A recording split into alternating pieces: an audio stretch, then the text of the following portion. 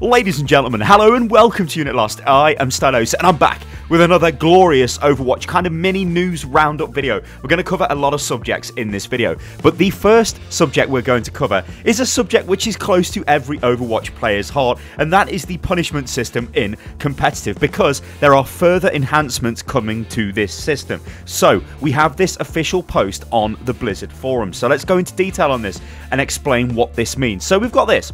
Next week we're taking another step to help reduce unwelcome behaviour by implementing permanent bans for competitive play. Now, it's crazy that they didn't really do this before. They kind of did, but it took so much toxicity. Like, you literally had to be the most toxic player ever to get banned, but now they're kind of going to just ban you for multiple offences. Anyway, let me just get into the post. Starting Wednesday, September the 27th, any player who accumulates 3 or more seasonal bans may be permanently banned from competitive play, removing their ability to participate in any future matches in that mode. That's a huge statement, because what they're saying there is, if you get 3 of the permanent bans from, you get 3 of the seasonal bans, it will result in a permanent ban, or possibly result in a permanent ban. Now, a seasonal ban, and we'll go on to what that means in a second, but this is good that we're starting to see more information on dealing with this kind of behaviour, because I don't think anybody will disagree with me when I say toxicity in ranked is literally the only thing that can kill this game. Seasonal bans do not need to be consecutive to qualify for a permanent competitive play ban. For example, if a player earns seasonal bans in Season 2 and 4 and then earns another ban in Season 7, he or she will be eligible for a permanent ban from competitive play as soon as that 3rd seasonal ban is issued. Additionally, neither seasonal bans nor permanent competitive play bans will decay or reset over time.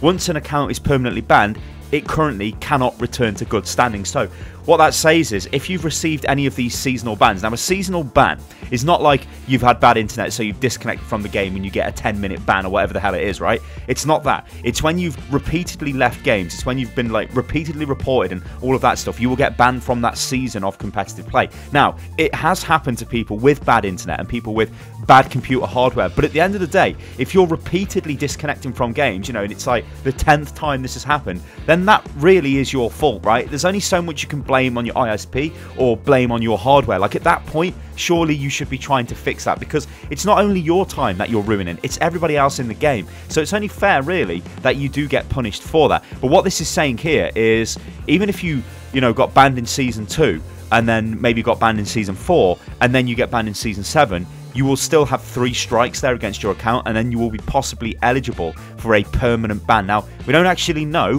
what the criteria is for the permanent ban after you've had the 3 seasonal bans. I don't think they would ever tell us that, because then people would start to game the system. Seasonal ban reminder. In competitive play, leaving early or being kicked for inactivity during a match will make you ineligible to join a new competitive game until the original match has been completed or cancelled. Players have the option to rejoin in progress games. Those who do not rejoin will receive a penalty. See below for details. Repeated occurrences of leaving early or being kicked for inactivity during a match will lead to restrictions on future competitive matches. As these violations accumulate, access to competitive play will be locked for an increasing amount of time. Completing matches without incurring further penalties will eventually return the account to good standing. However, repeated violations can also result in a ban from competitive play for the current season, including the forfeiture of any seasonal reward. So I don't think I really need to explain that. That kind of says exactly what it is on the tin. If you leave or are kicked for inactivity within the first minute of the game, the entire match will be cancelled and you will receive a penalty. The remaining players will receive neither a penalty nor a loss. That's a good system. We know it's a good system if you don't sit there AFK talking to your stream chat. I know this has happened to various streamers and stuff like that, but whatever. Yeah, that's a good system, because it means that not everybody gets punished for that player who leaves the game really early for whatever reason. Although, I've got to be honest, that could be solved with a ready button. When you queue for competitive, it should pop up with, are you ready? Then you click yes, then yes, you are ready, right? Because that's people who are in a queue, and then they go and get a drink and come back, and then that's what that is. It's kind of silly. In fact, it is really silly now I think about it. We don't actually have a confirm button.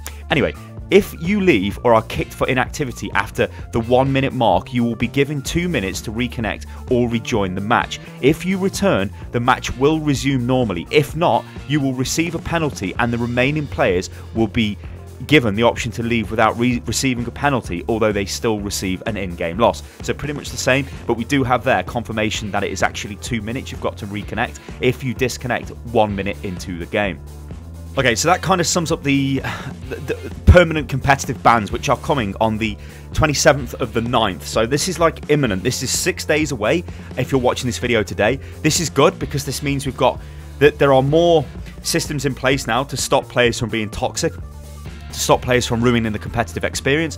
But like more closer to my heart with Overwatch, and this is always going to be an issue with Overwatch, and it's always an issue with competitive games that involve teams online, is if you guys follow me on Twitter, I'm not going to put this in the video, but if you guys follow me on Twitter, at Unit Lost Gaming, I put a tweet out where there was a Mercy and there was a Tracer on my team, and those players, in my opinion, should have been like punished in some kind of way. But it's like, how do you punish those players? And in fact, if you watch my recent D.Va video, there was a player in that game who threw the game, like intentionally threw the game, but threw it in a way which is not really reportable, right? So they still played the game, they just kind of made a troll pick at the end because they didn't like what had happened. Those are the problems with this game, and like, if you can fix those players and somehow get them out of the game, it would be such an awesome experience. Because I don't think anybody would disagree with me when I say this. When you play Overwatch and the team is awesome and everybody communicates, it is the best game ever made. Like, I have the best gaming experience I've ever had in my 20+ gaming career on PC in Overwatch when the team play together, and it's not some toxic person in the team, right? Unfortunately, it's a toxic person in the team 60% of the time, which is kind of annoying. Anyway, let's move on, ladies and gentlemen. There was a great suggestion on the Overwatch forums from the user Padded, and he says this: new D.Va setting, hold to boost like Soldier 76 hold to sprint, and then goes into a bit of detail, but essentially says, number 1, you should start shooting, number 2, you press booster ability, number 3, you initiate rockets, number 4, you turn the corner, number 5, cancel booster ability before 2 seconds duration runs out so you don't overshoot the Ana, number 6, melee for additional damage to combo with booster impact damage. All of the above would be great to easily do with the 2-second duration if one unique hero option, hold to boost, were implemented, and that is a setting similar to Soldier 76's hold to sprint. Right, now that makes a lot of sense, because this is the thing I've found kind of irritating with this new D.Va, is when you're boosting around, like I always overshoot the mark because I'm almost having to do too much at once. Like, I'm boosting, I'm shooting, I'm firing my rockets off, I'm maybe putting a bit of defense matrix in, I'm aiming where I'm going with the mech, and then I just fly past where I'm going, or I fly into like positions which are like totally ridiculously unsafe, and then I get absolutely killed. Anyway, Jeff Goodman responded to this. Of course, he's the principal game designer, and he said, we can add this, thanks for the suggestion. Now, I kind of think they probably were already going to add this anyway, but it's good that we've got confirmation, and it's great that users do highlight this kind of an issue, because when you think about this logically and critically, this is something that she really should have. You know, like, it will just help you play the character. It's a very much a quality of life change, so I'm totally down and totally cool with that. We also have a little bit of Overwatch League news. Now, we've got some interesting stuff here because we've got the dates that the league actually starts. So, I know a lot of people don't actually know what the Overwatch League is, and this is a failure on Blizzard's part up until now anyway, where they're not really explaining to people what the hell Overwatch League is. Now, to be fair, Overwatch League is very much in the early stage, or it was in the early stages. Well, it still is really, it hasn't even started. But what we've got are some dates. So, on Wednesday, December the 6th of 2017, the Blizzard Arena in LA will host a series of exhibition matches featuring all of the Overwatch League teams. Now, I think what that is going to be is, like, that's their showcase, right? You'll probably see a lot of stuff coming out where it'll be like, hey, check out these teams. This is your local team. These are your local players, etc., etc., etc. Just to sort of get their names out there and get people to understand, you know, who the hell these people are.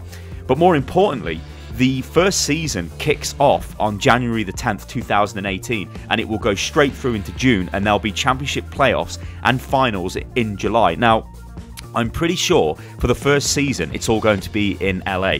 This isn't going to be all around the world to begin with, because they're still waiting on setting up all of that infrastructure. I think going into season 2, that's when we're going to see everybody's like local teams having their local arenas. Like the UK London team will obviously be based in London somewhere, and you know, all of that stuff. So yeah, there's also, I mean, I guess, like, who is in this league? I guess, actually, I should explain this because, like I said, it is kind of confusing. So what we've got is 12 teams in the league right now.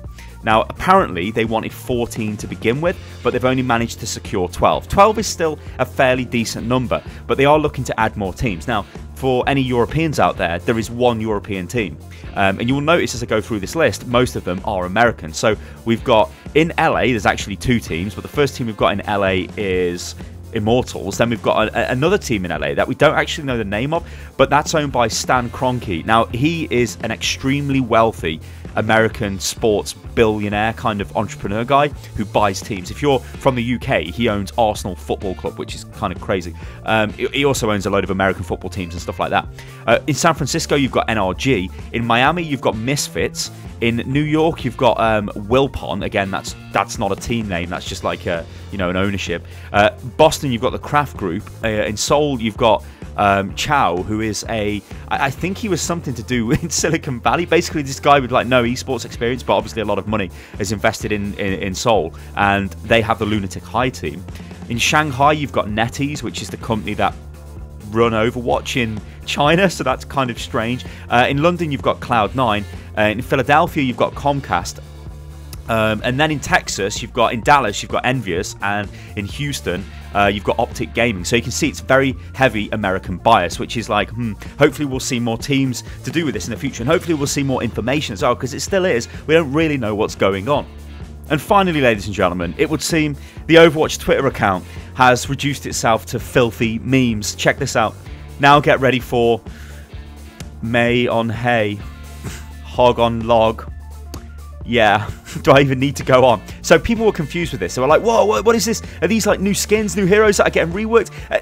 No, this is a meme, ladies and gentlemen. I bet you've heard of these because you're listening to one and you're on the internet. So allow me to educate you. This is you've heard of the elf on the shelf, and it indeed refers to a series of image macros in which the phrasal template, you've heard of an elf on the shelf. Now get ready for captions, an image of 2 things that rhyme with each other. So, May on the hay, hog on the log. You get where this is going. The image serves as a punchline for the caption. Yes, it is a meme, and it is terrible. Ladies and gentlemen, I've been Stylosa, and this is Unit Lost. If you enjoyed this video, then like this video, subscribe to the channel, and what I've tried to do is pack this with a lot of information. I know I said it would be like a short news blast video, and it kind of is, but it goes into detail on what has happened, and I just sort of rammed it all together, because I want videos to be full of content as much as possible. Anyway, guys, follow me on Twitter, which is @UnitLostGaming. Gaming. Join the Discord as well, which is discord.gg/UnitLost, and I will catch you on the next one. Toodaloo.